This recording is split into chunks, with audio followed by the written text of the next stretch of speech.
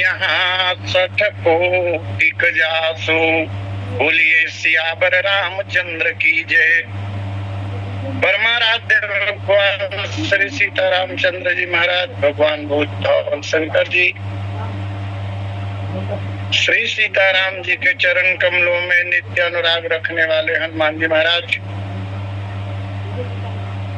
अहरनिश पूज्यपाद गोस्वामी जी महाराज,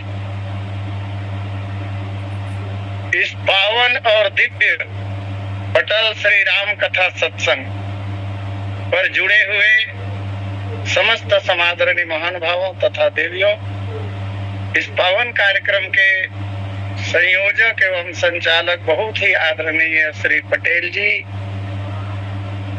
आज के द्वितीय लिंक के कथा व्यास श्री राम कथा सत्संग पटल के स्थापित वक्ता, मानस मंजरी के लेखक, मानस मंचों के पितामह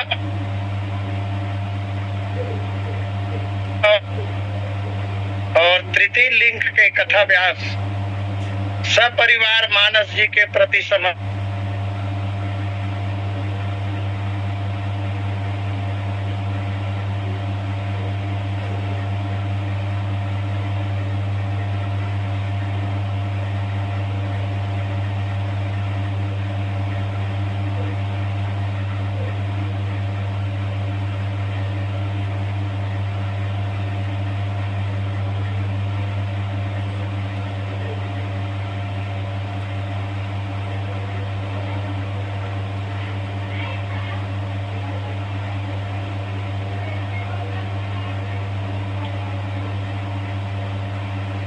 मुझे एक तो मोहिनी एकादशी का पावन पर्व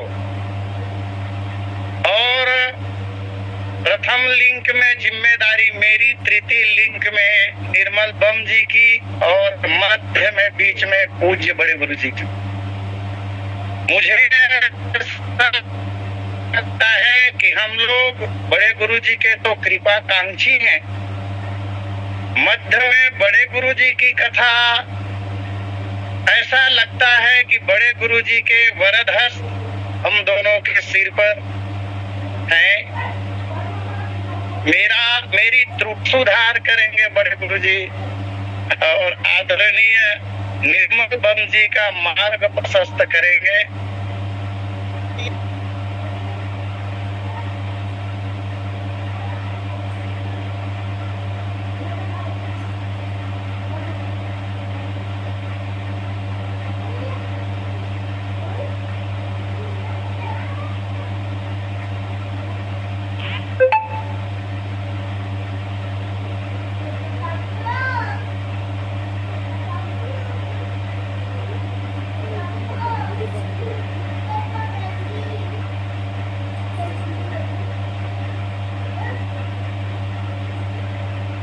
और मूर्ख कहा।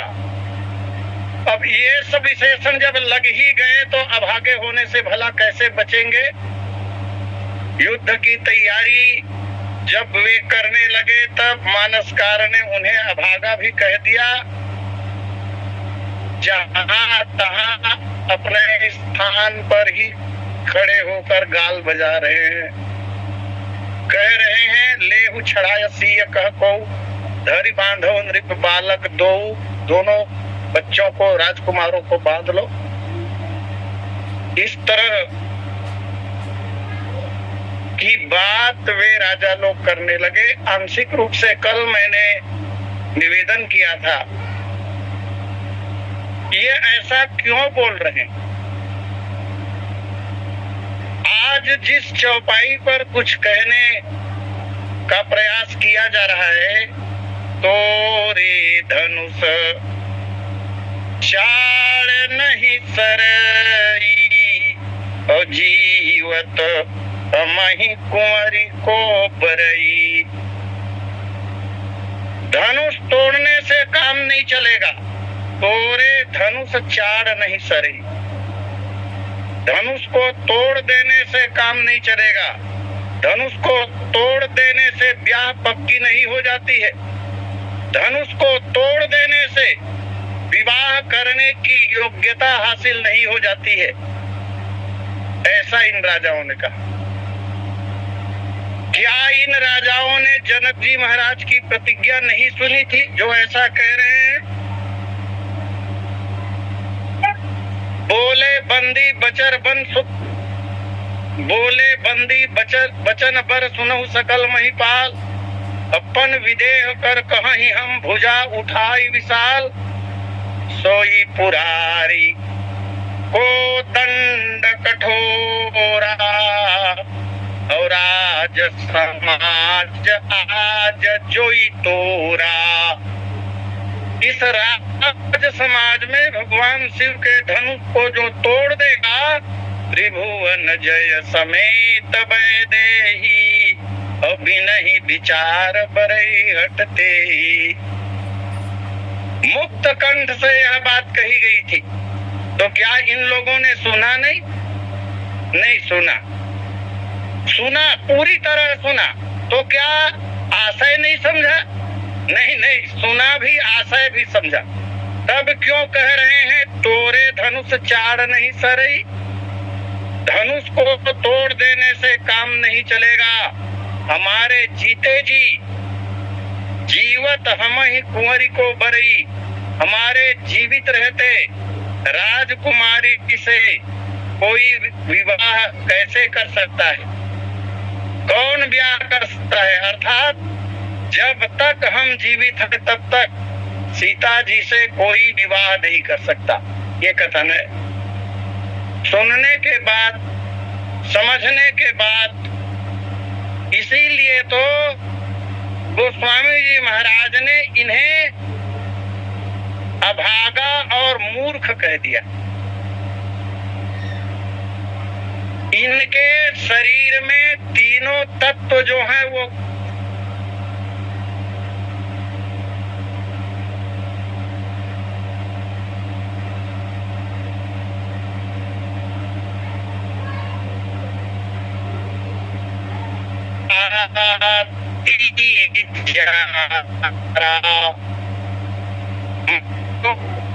गोस्वामी जी महाराज ने कहा है, एक ही तत्व अगर कुपित हो जाए तीनों में, चाहे बात हो, चाहे कफ हो अथवा पित्त हो, तो प्राण जा सकता है।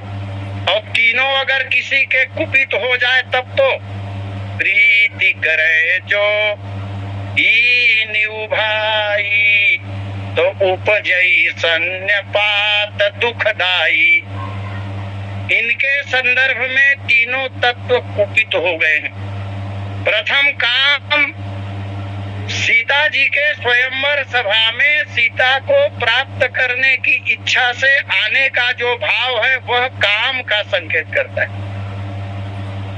और लोभ क्या? तो बिना पुरुषार्थ सिद्ध किए श्री सीता जी को पाने की जो इच्छा है वह लोभ ही है। और जब जयमाला पड़ गई प्रभु के गले में, तब श्री राम के साथ जो विरोध का भाव वे प्रकट करते हैं वही क्रोध है। तीनों कुपित है, सन्यपात हो गया है इन्हें। और जब सन्यपात की स्थिति आती है तो आदमी अनाप बोलता ही है। इसलिए तो गीतावली में गोस्वामी जी महाराज ने कहा था कि ये त्रिदोष से ग्रस्त है। अच्छा, इन राजाओं ने यह बात पहले भी कही है, पहले भी इनका वक्तव्य इसी प्रकार का आ चुका है। पहले क्या कहा था इन राजाओं ने, दुष्ट राजाओं ने? तो पहले यह कहा था, तोरे धनुष, तोरे धनुष ब्याहयवगाह, बिन तोरे को कुंवरी विवाह। धनुष तोड़ देने पर भी विवाह होना कठिन है, ऐसा बोल चुके थे। पूर्वाग्रह से ग्रस्त है। और जो बात पहले बोल चुके हैं उसी बात को लगता है यहाँ पर सिद्ध करना चाह रहे हैं। और तर्क इनका अगर देखें तो जैसा कि इन्होंने कहा धनुष के तोड़ने से ही काम नहीं चलेगा। क्यों नहीं चलेगा? क्योंकि धनुष में कोई खास बात थी ही नहीं। लखनलाल जी महाराज ने जो बात कही थी उसका गलत अर्थ इन लोगों ने लगाया। लखनलाल जी महाराज ने जो बात कही थी, आज भी समाज में कोई बात जब कही जाती है तो आधी बात को पकड़कर और आधी बात का प्रमाण रखने का हम लोग प्रयास करते हैं। लखनलाल जी महाराज ने पूरी बात क्या कही थी? बोले तव प्रताप महिमा भगवाना को बापुरो पिनाक पुराना। इन लोगों ने क्या किया? तव प्रताप महिमा भगवाना, इसका अर्थ छोड़ दिया और अर्थ लगाकर तर्क दे रहे हैं मानो को बापुरो पिनाक पुराना। ये धनुष में रखा ही क्या था? अरे कुछ नहीं रखा था तो तुमने तोड़ा क्यों नहीं? लखनलाल जी ने, राम जी के छोटे भाई ने स्वयं कहा है कि ये पुराना हो गया है, धनुष बहुत पुराना, इसमें कुछ रखा नहीं है। हम जैसे धीर वीर महावीर जिस धनुष को नहीं उठा सके, उस धनुष को क्या 15 वर्षीय एक राजा का पुत्र राजकुमार तोड़ सकता है? जिसे हम नहीं उठा सके उसे एक बालक भला कैसे तोड़ सकता है? लेकिन तोड़ दिया उन्होंने। तब इनका तर्क ये है कि ऐसा लगता है कि कोई ना कोई चालबाजी, कोई ना कोई युक्ति, कोई ना कोई रहस्य अवश्य था इस धनुष में। षड्यंत्र जरूर रहा होगा, नहीं तो जो धनुष हमसे हिला तक नहीं उसको एक बालक कैसे तोड़ सकता है? कोई ना कोई युक्ति अवश्य लगाई होगी इस धनुष में। और वो रहस्य की बात राजा जनक जानते रहे होंगे। उन्होंने इन बालकों को वो सब पाठ पढ़ा दिया होगा कि धनुष कैसे टूटेगा, और उसके लिए एक प्रमाण भी दे रहे हैं। राजा जनक ने इसीलिए इन दोनों राजकुमारों को अपने महल में ठहराया, और हम लोग जनकपुर के बाहर ही पड़े रहे। हमें कोई पूछने वाला भी नहीं था, इनकी खातिरदारी हुई। इसके पीछे कारण यही है कि अपने महल में इन लोगों को बुलाकर रखा और रहस्य की बात उन्होंने इस राजकुमार को पढ़ा दी होगी, तो युक्ति के द्वारा यह धनुष टूटा है। वास्तव में इस बालक के पुरुषार्थ के कारण धनुष नहीं टूटा है। इसलिए तोरे धनुष चार नहीं सरई और जीवत मही कुंवरी को बरई। केवल इतना ही नहीं हुआ, धनुष को युक्ति के द्वारा तोड़वाकर राजा जनक ने इस बालक के द्वारा हम सभी राजाओं का अपमान करवाया इन्होंने। फिर इन्हीं राजाओं ने एक बार और कहा था अपने पुरुषार्थ का प्रदर्शन करते हुए, एक बार कालहु कि न हो और सियहि त समर जितब हम सो। सीता को प्राप्त करने के लिए हम युद्ध करेंगे, एक बार काल भी अगर आ जाए तो काल के साथ भी हम युद्ध करेंगे, ऐसा कह चुके। और इसी बात को वो सिद्ध करना चाहते हैं। समाज में भी हम देखते हैं, यदि कोई व्यक्ति कोई गलत बात कह गया हो तो उसे प्रमाण मानकर सिद्ध करने के लिए कमर कस ही लेते हैं। ऐसा भी हम लोग देखते हैं, जो सत्य नहीं है। वास्तव में गलती अगर हो गई, कह दी गई, तो उसे स्वीकार कर लेना चाहिए। लेकिन मूढ़ लोग जो होते हैं वे कभी स्वीकार नहीं करते। यहाँ श्री राम के प्रति तो क्रोध का भाव है ही, लेकिन जनक जी ने युक्ति का पाठ पढ़ाकर हमारा अपमान इस बालक के द्वारा कराया है, इसलिए जनक जी के प्रति भी कुछ रोष का भाव प्रकट करते हैं। और तब उन्होंने कहा, जो विदेह कछु करे सहाई और जीतहु समर सहित दो भाई। बड़े पते के शब्द हैं गोस्वामी जी महाराज। जीतहु समर सहित दो भाई। राजा, हर एक दुष्ट राजा दूसरे राजा से बोल रहा है, जीत लो युद्ध में दोनों भाइयों को, जीत लो। तुम काहे नहीं जीत लेते? दूसरे को क्यों कह रहे हो कि जीत लो? वर्षों की कथा में मैंने निवेदन किया था, युद्ध करना चाहते नहीं है, वास्तव में युद्ध करने की हिम्मत ही नहीं है, बल ही नहीं है, शौर्य तो सब समाप्त हो चुका है, केवल बघारने की बात है। बस दूसरों से कह रहे हैं, जीतहु समर सहित दो भाई, दोनों भाइयों को जीत लो। जो विदेह कछु करे सहाय। अगर जनक जी कुछ सहायता भी करते हैं ना, तो जनक जी को जीत लो युद्ध में, दोनों भाइयों के साथ जनक जी को भी। और यहाँ शब्द जो दिया वो विदेह दिया, जनक। विदेह का भी अर्थ उन लोगों ने कुछ अलग लगाया होगा। अरे जिसका देह ही नहीं है वो भला क्या मदद करेगा? विदेह देह रहित, विरक्त है देह से जो, वो कितनी सहायता करेगा? अर्थात जनक जी को युद्ध में जीत लेना कोई बड़ी बात नहीं है। जो विदेह कछु करे सहाय।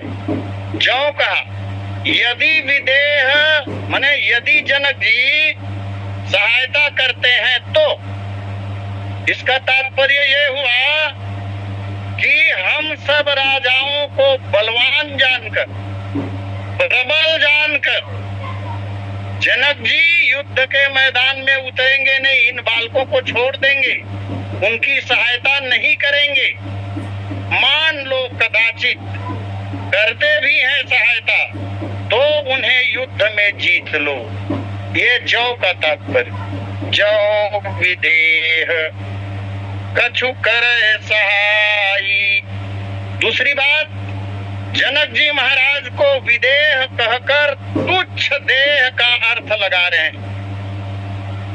विदेह शब्द से ये सूचित करने का प्रयास करते हैं वे मूर्ख लोग कि यह राजा ज्ञान विज्ञान में भले बढ़ा चढ़ा है, ज्ञान विज्ञान का उपदेश अच्छी तरह दूसरों को भले करता है।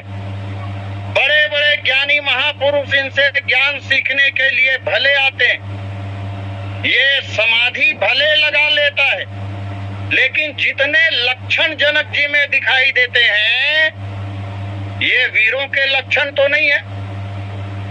ऐसी व्याख्या विदेह की हो रही।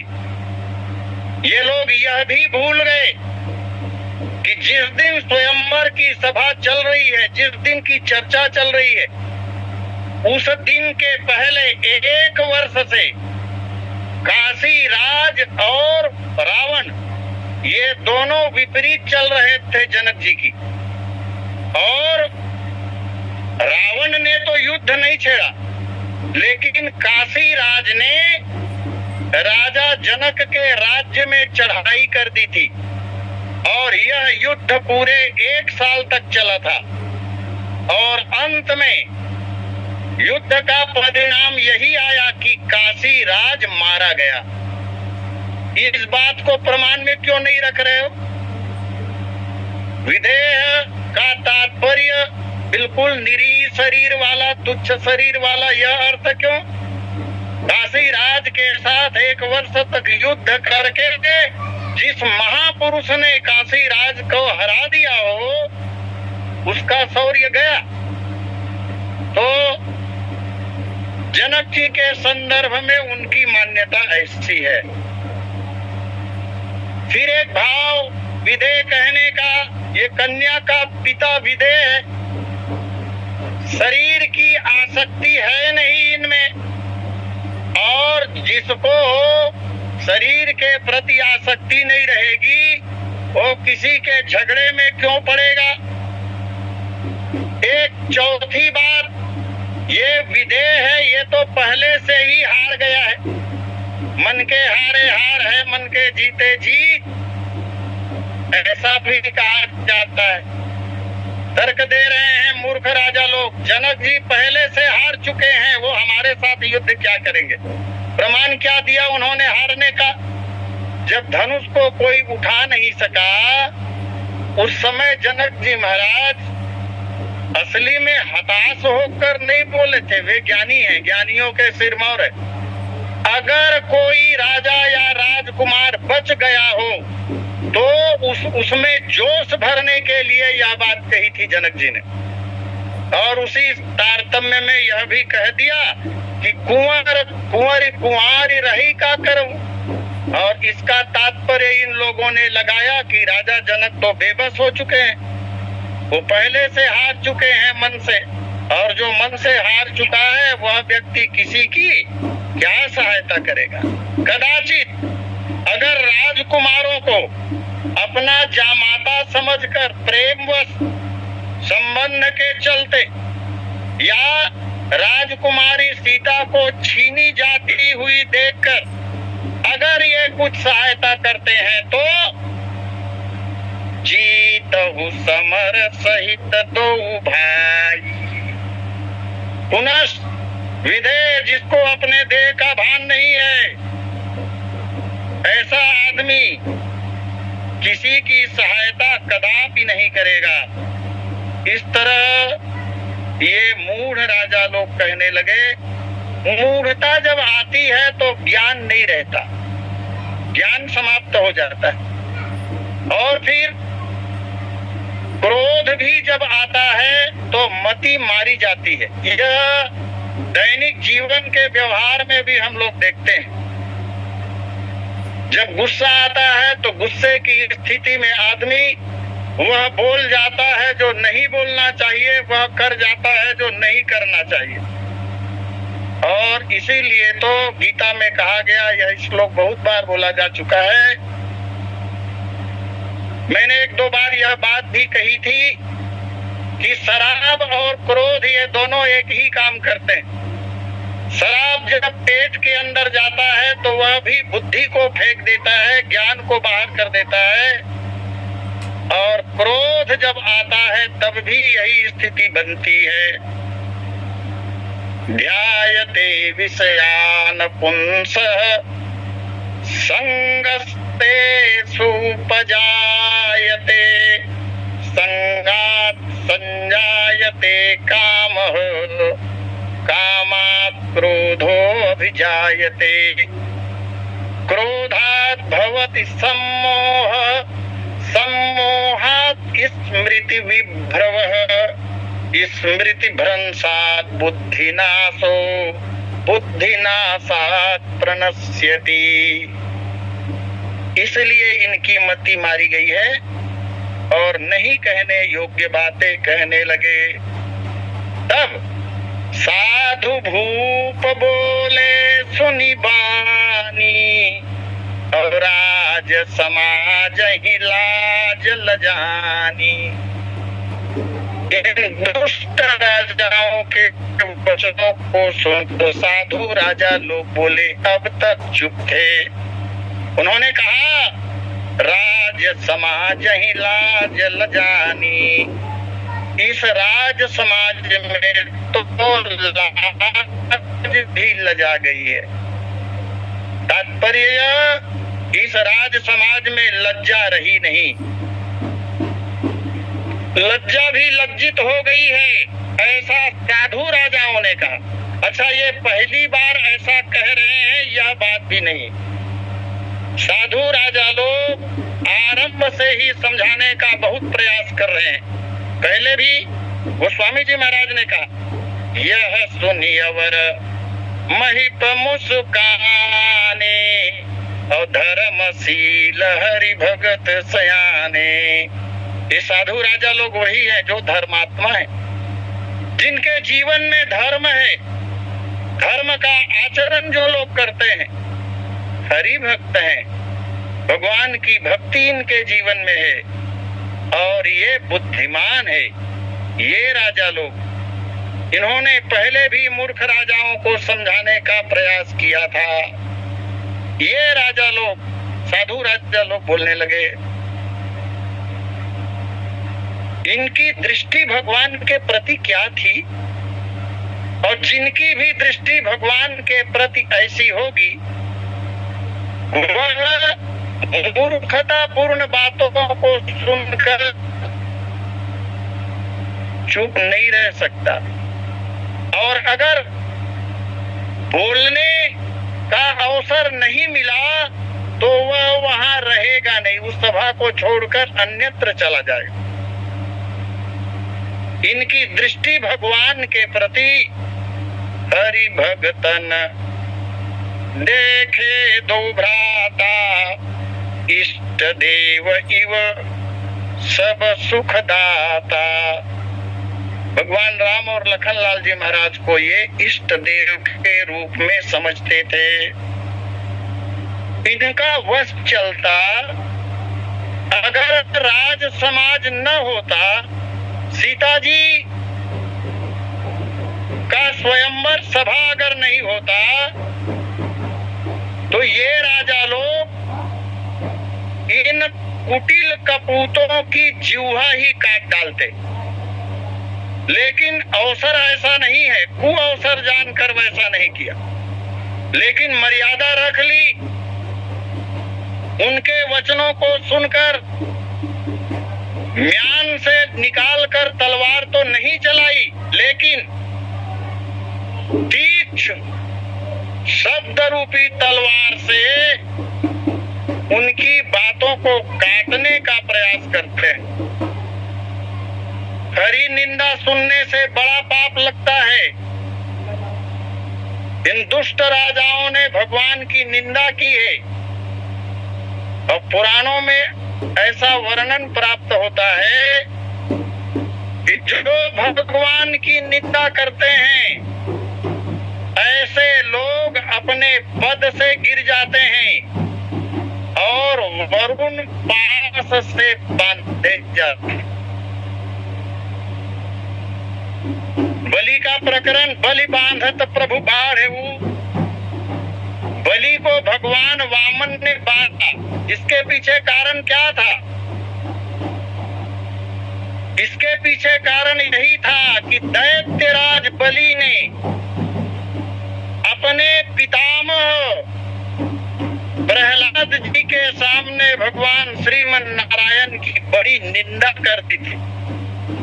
दादाजी, आप नारायण नारायण कहते हो, तुम्हारे नारायण में इतनी भी शक्ति नहीं है। कितना? मेरे यहाँ जो पहलवान है, जो राक्षस है ना, किसी एक राक्षस के पास जितना बल है उसका आधा भी तुम्हारे विष्णु के पास नहीं, ऐसा कहा था। और तब प्रहलाद जी ने श्राप दिया था, मूर्ख, मेरे सामने तुमने भगवान का अपमान किया है, इसलिए जाओ मैं तुम्हें श्राप देता हूँ। इंद्र बन के बैठे हो अभी ना, इंद्रासन पर विराजमान हो, इसलिए इतना अभिमान कर रहे हो, जाओ पद से गिर जाओगे और तुम वरुण पास में बांधे जाओगे। तो भगवान की निंदा नहीं सुननी चाहिए, और भगवान की निंदा इन लोगों ने दुष्ट राजाओं से सुनी है, साधु राजाओं ने विवश थे, लेकिन प्रति उत्तर में वो कहते भी, कहा गया है, संत शंभु श्रीपति अपवादा। संत भगवान शंकर और भगवान श्रीमन नारायण विष्णु जी, इनका अपमान नहीं सुनना चाहिए। और अगर कोई अपमान करे और वश चलता हो, तब क्या करना चाहिए? आज के संदर्भ में गैर कानूनी हो जाएगी, यह बात अलग है, लेकिन वचन जब कहे जा रहे हैं तो वचन से तो काटना जरूरी है ना। संत शंभु श्रीपति अपवादा और सुनिए जहां तहां असमर जादा, काटियता सो जीव सो बसाई और श्रवण मूंदिनत चली पराई। ऐसे व्यक्ति की या तो जीभ काट ली जाए, अन्यथा कान में उंगली डालकर उस सभा से अन्यत्र चला जाना चाहिए। हरिहर निंदा सुनई जो काना, तो होई पाप वो घात समाना।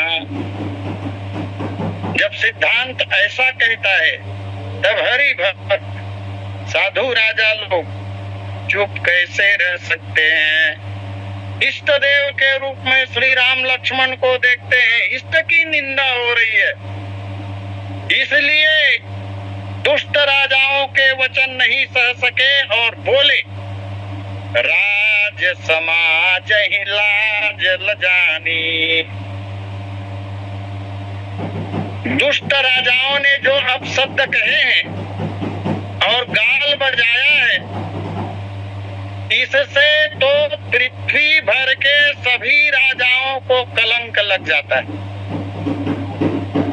अपशब्द राजाओं के और समाज में आज भी देखिए ना, कतिपय लोगों के कारण अन्य लोग भी निंदा के पात्र होते ही हैं।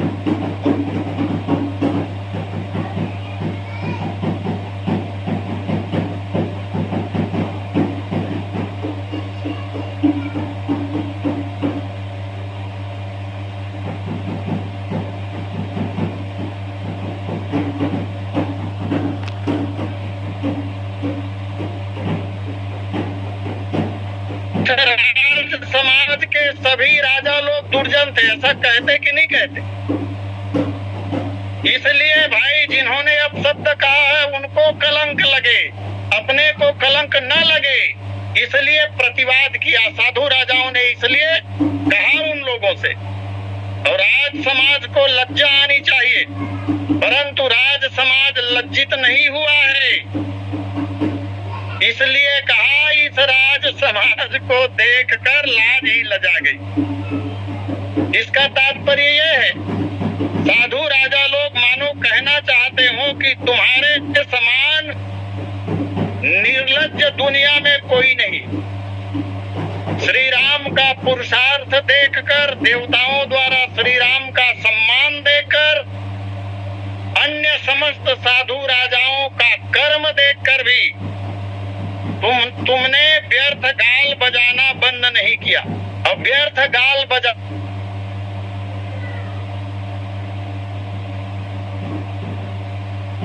बजावन लागे, यह स्तुति है। पुनश्च राज समाज की लाज लजा गई, ये कैसे सिद्ध हुआ? तो उस समाज में बैठे हुए कुछ साधु प्रकृति के जो राजा थे, जो जवाब देना नहीं चाहते थे। अब समाज में बहुत से लोग ऐसे मिलते भी हैं जो चाहकर भी जवाब नहीं देते, मूर्खों से क्या लड़ना। और हम ये देखते भी हैं, अच्छे अच्छे लोग बोल जाते हैं, अरे वो कीस्ते काबर कहेगा, माने वो करे तो प्रमाण पत्र मिल गया उसको। इस तरह का वातावरण समाज में देखा जाता है। तो कुछ राजाओं ने अपना सिर झुका लिया था, इसलिए भी कहा गया कि राज समाज ही लाज लजानी। आइए समय पूर्णता पर, अस्तु यहीं पर वाणी विराम और सादर आमंत्रण आदरणीय पटेल जी को। बोलिए सियावत रामचंद्र जी की जय। बोलिए सियावर रामचंद्र भगवान की जय। तो दयाचार जी को धन्यवाद। 6 महीने हो गए आज इस प्रसंग को सुनाते हुए, एक अर्धवर्ष बीत गया और ये अपने आप में अनुपम, अद्वितीय, अनिर्वचनीय है। तो धन्यवाद आपके प्रति। जिन दुष्ट राजाओं की बात आपके द्वारा हो रही थी, ऐसा प्रतीत होता है कि इसीलिए परशुराम जी ने इन सबको मारा होगा। चंडाल ही जगह से पीछे ऑपरेशन की छतरी की जो में सिक्की सर एक दो भ्राता इष्ट देव की सब सुदाता साबू राजा ये दोनों को देख कर सोचे कि ये हमारे इष्ट देव के समान ही है और धर्मशील हरिभगत ने इन धर्मशील राजाओं ने दुष्ट राजाओं को अपने तरह से समझाने का मना करने का प्रयास भी किया, लेकिन दुनिया में सबसे कठिन काम किसी की मनोवृत्ति को बदलना है, किसी के चित्त को बदलना है, किसी के स्वभाव को बदलना है। और प्राय देखा जाता है कि व्यक्ति